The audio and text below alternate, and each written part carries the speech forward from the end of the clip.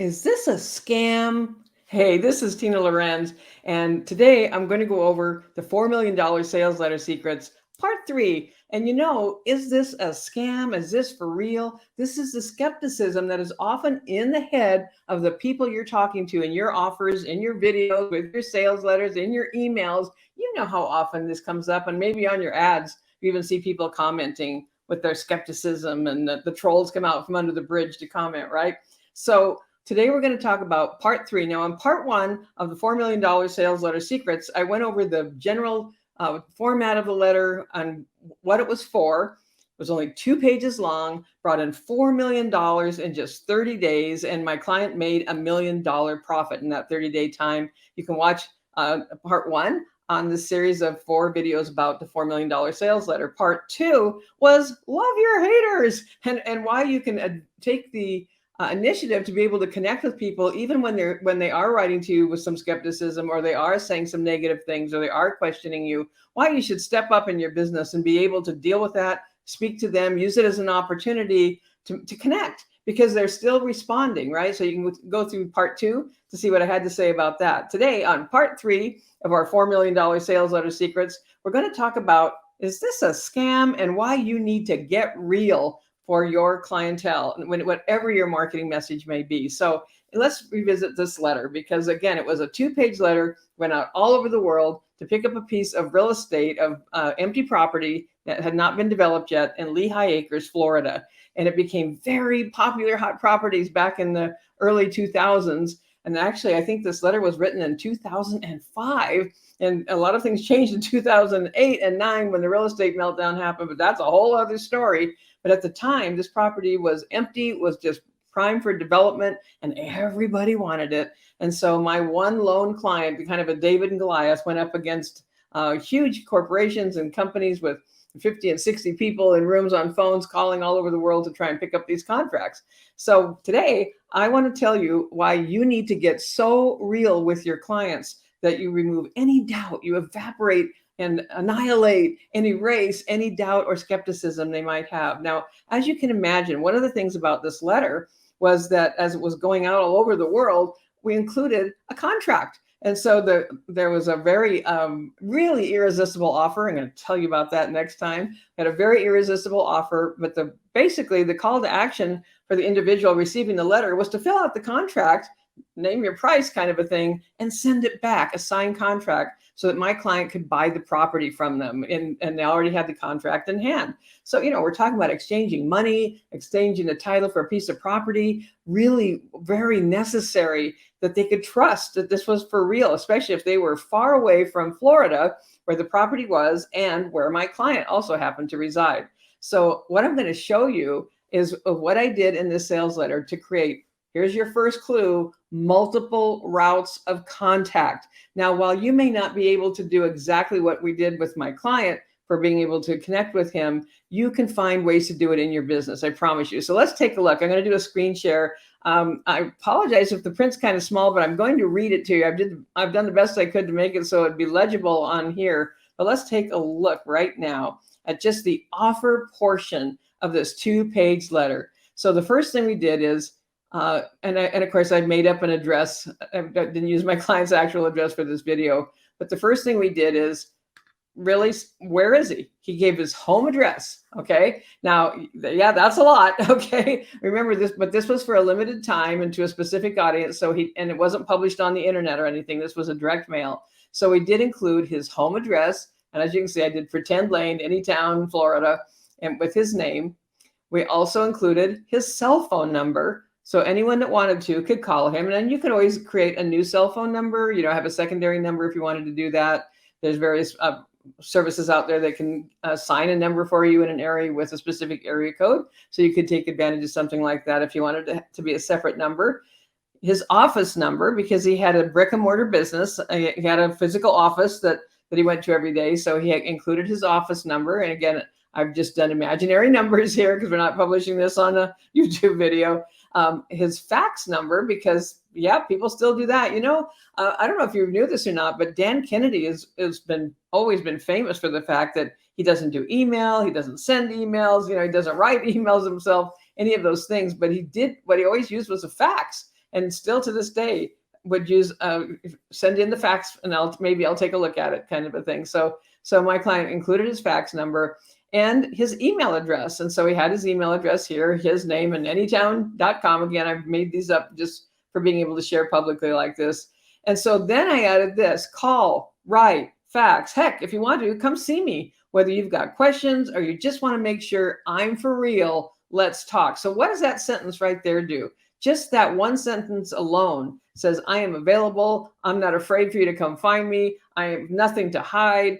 And acknowledging that maybe they've got a question, or maybe they just want to know he's a real person, right? And so just address that skepticism that's already in their head, enter that conversation that's already going on in their head, meet it head on. Don't be afraid to do that in your marketing. When you know your potential clients have certain things that they might have doubts about, that they're not sure about, instead of trying to avoid them, sometimes people think, well, if I just don't talk about it, maybe it'll kind of go away. I really don't want to bring that up right now, that type of thing. But instead, if you're willing to just meet it head on with, maybe right now you're feeling like this, or perhaps you're already wondering this. Now, one of the things to do with your copy is not to literally tell somebody what they're thinking, okay? But you can soften it up with, maybe right now, perhaps this could be right about now. I'm wondering if, any of those things that kind of soften it, so you're able to have that conversation without telling them what they're thinking, because nobody likes to be told what they're thinking, right?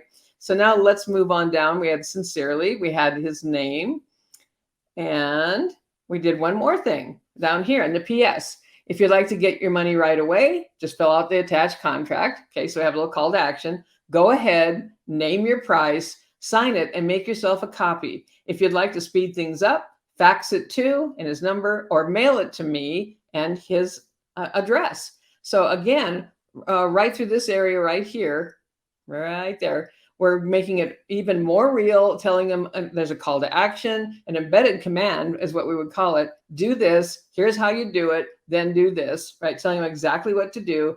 And then I added one more PPS, different time zone, no problem. I can talk at midnight as easily at 7 a.m. So just in those few lines, we made him completely accessible. So just to review, in case the print is small here: home address, cell phone number, office number, fax number, email address, and one more invitation to remind them that you can fax or mail or call him no matter what time of day it is, right? So yeah, pretty big promise right there. So here's the thing. Now, admittedly, you may not want to have all of those routes of contact, but if you can, then do it. Whatever you might be able to do to add reality to what you're doing, add accessibility to what you're doing, being willing to connect with your ideal audience, your prospect. Now, remember, with this 2-page sales letter, this wasn't on the internet. That's first thing. So it wasn't like everybody in the world could see this. It went to specific individuals we had the address for in all around the world, in the United States and other countries as well. And so it was a very specific audience that was receiving this. And so it was limited to those individuals who would have this level of contact with him. But here's the thing that happened. Every single one of those routes of contact were used. He told me that every single one, somebody took him up on that. Someone did show up at his office. I don't remember how many people did what, but every single thing on that list got utilized by people who wanted to prove to themselves he was for real, that they really could do this, that they had a question, that they wanted to call him, that they wanted to go to his office to meet him. Now, here's the thing that you could do if you were doing this. You could also limit it to what hours, or between the hours of this and this. You could also involve an assistant. Call my assistant. And again, being specific. Now, remember, I got the idea for the format of this letter from Gary Halbert, the late, great Gary Halbert. And so I used a methodology that I'd seen him use. And when I got to go to the Gary Bensavenga, the other Gary's event in New York City, Gary Halbert was there along with his good buddy, John Carlton. And I had a copy of the letter with me because it's only 2 pages long. We did it front and back. So it would literally go 1 page in the envelope. And I went up to him, and instead of saying, can I have your autograph, or can I get a photo with you? I showed him the letter. I started my conversation saying, can I thank you? And of course, that immediately created curiosity on his part. And he was very willing to listen to what I had to say. And I showed him this 2-page letter. And I ended up getting invited to his seminar in Miami, with the letter being given as a bonus. He mentioned me in a newsletter about all of this. And I was just getting started. This was in 2005. I was just getting started. I'd only been in the arena of freelance copywriting for maybe 5 or 6 months. So this was quite a grand slam. It was quite a way to start my copywriting career. So the thing is, what your routes of contact could be. Now, maybe you don't have a physical brick and mortar business that they're going to show up at the door, or you don't want to have your home address, that you're giving out to someone, but you can still find I recommend at least 3 routes of contact. It could be your email address. It could be your LinkedIn address. It could be your cell phone number, or a cell phone number that you use specifically for this purpose. Because the other thing I do recommend is, if you do use a phone number, any of these methods, any of these routes, you need to be prepared. You need to be ready for someone actually taking you up on that and literally calling you. And so you don't want to have the phone ringing when you're in the middle of dinner with a screaming 5-year-old, or you're on a treadmill, or you're in the middle of your colonoscopy, right? You want it to be that you are ready and prepared and available to have that conversation. So you could also, as I mentioned, use a separate phone number that when that one rings, Google has phone numbers. There are other services that offer phone numbers that are for real, legitimate phone numbers that someone can call you on, and that you will know that it's that line. You could literally have a separate cell phone that you use for this. So whatever works for you, but be prepared for that. Now, so you could have email, you could have a phone number, you can have social media connection places, you could have a physical address if you're ready to do that. You could literally say between the hours of this and this. There's lots of different ways you could approach this, but make yourself accessible, because just like people consume marketing content in different ways, some people want to listen on audio, some people want to watch a video, some people want to read something on a page, and you can have your content done in multiple ways as well, because people consume it in different ways, and you want to be able to accommodate that for various reasons. So one of the things Gary Halbert had, that a lot of people may remember, is he had an assistant, and her name was Teresa. And he often mentioned her. So again, the specificity, a lot of his sales messages, he would sign off with his address at the intersection of this and this, of where he was residing or where his home was. He spent a lot of time in the Florida Keys. It might have been at a latitude even, but Teresa was his very devoted assistant, and very capable and skillful assistant too, I might add. So you could have contact my assistant Teresa, contact my executive assistant John, whatever it might be. Make it specific, not just call my team, call my assistant, and have them as part of the awareness of what they're going to say if someone does call them and is connecting with them. Here's a little funny note about Teresa. You might not have ever heard about with Gary Halbert, is that, Gary was quite a character. Let's just say he was a very colorful character with a lot of fascinating stories and funny things and serious things that happened to him and that he was involved with. He was very much really like best buds with John Carlton, and they had a lot of escapades in Florida, especially in the Florida Keys, and a lot of boating that they did, and all kinds of stuff, cruising around, And so let's just say sometimes Gary wasn't totally available.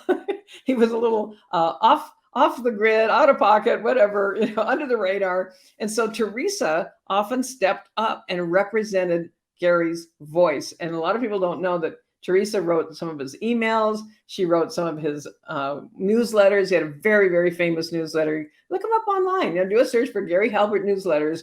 And actually in one of them, you're going to see this lady came up to me at Gary Bensavanga's, and she didn't want my autograph, and she didn't want a photo. She wanted to show me a letter I taught her to write, is how he said it.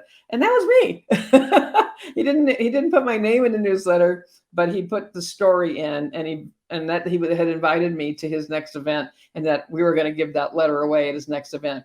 Not a bad way to begin for a brand new freelance copywriter, less than 6 months into it, with no previous experience, been on my own since I was 17, had never been paid to write anything in my life except typical clerical work, write a memo type of a thing, and had never done anything like this ever before.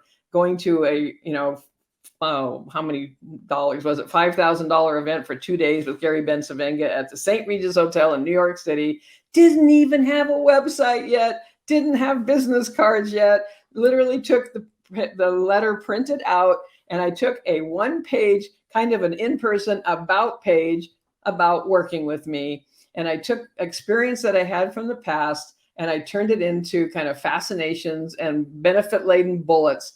I had been selling face to face color changing mugs. Yeah, MUGS, mugs, right? And my husband and I had been selling them at festivals and events, and we'd gotten invited into the Pentagon to sell them. And I was able to put as one of the bullet points that I sold. I actually went into the Pentagon to sell a product to 5-star generals. And so that was one of my bullet points on my brand new page, saying what I could do for a client. And so that's just another hint for you that whatever your experience is, wherever you are in your journey as an entrepreneur, if you're just getting started as a freelance copywriter, own your power, embrace what you've already done.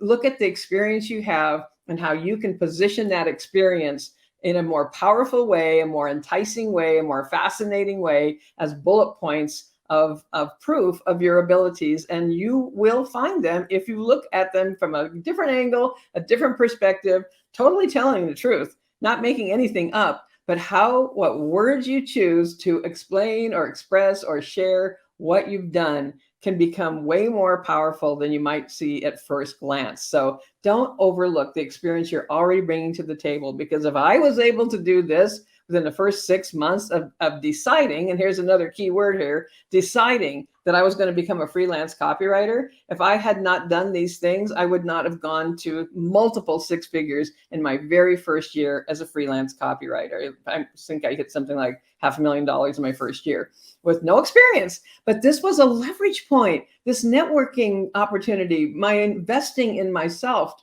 to go to this event, even though when I first heard about it, I didn't have the money, and Gary Bencivenga didn't take credit cards, but I found a way. I figured it out. I made a decision. I made a commitment. You know, when we make commitments to ourselves and we make decisions about things, a lot of times we have broken our own word to ourselves so many times. The promises we've made to ourselves, the commitments we've made to ourselves, we've broken that trust with ourselves so many times, we don't believe ourselves anymore. So this is why it's so important to shift your thinking into how you are deciding the next steps for your life and your business right now. And that's why I'm doing all of this, to help you do that. So if this has been helpful to you, I would love it if you would just throw something in the comments. Don't forget to subscribe, because I've got an idea for next time. I'm thinking, why don't I show you the whole letter? So if you would like to see exactly, let me to break it down for you with a screenshot, you know, share the screen, show exactly what that 2-page letter looked like, explain to you why I did each element in that 2-page letter and why it worked so well. That's what we're going to do next time. And if you'd love to be part of that, be sure you subscribe so you don't miss part 4 of $4 million sales letter secrets. Hope this was helpful to you today. I had a lot of fun just sharing this information with you. It really helps me so much when you comment and let me know what's helping you, so I can keep delivering more of that for you, because my intention, my decision, my mission is to share value with you so that you can make the shifts in your life and in your thinking, so you can be the person who can do the thing that brings you the results that you desire. Until next time, this is Tina Lorenz. Thanks for being here today. And you know me, I'll talk to you again soon. Bye for now.